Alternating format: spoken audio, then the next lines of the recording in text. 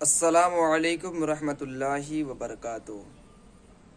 ماشاءاللہ آج کا ویڈیو بہت ہی عمدہ بننے والا ہے، لیکن صد افسوس کی بات یہ ہے کہ اتنی محنت و مشقت کرنے کے باوجود ویوز نہیں آتا ہے۔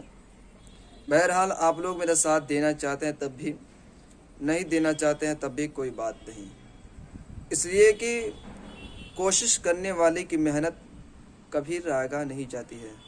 تو چلیے چلتے ہیں ہم آج کے اپنی ویڈیو پہ۔ فرمان مصطفیٰ صلی اللہ تعالی علیہ وسلم ہے کہ قیامت کے روز اللہ عز و جل کے عرش کے سوا کوئی سایہ نہیں ہوگا۔ 3 شخص اللہ عز و جل کے عرش کے سائے میں ہوں گے۔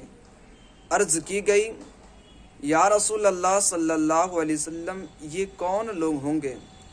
تو ارشاد فرمایا نبی کریم صلی اللہ علیہ وسلم نے کہ پہلا وہ شخص ہوگا جو میری امت کی پریشانی دور کرے، دوسرا میری سنت کو زندہ کرنے والا، اور نبی کریم صلی اللہ علیہ وسلم نے فرمایا کہ تیسرا مجھ پر کثرت سے درود پاک پڑھنے والا۔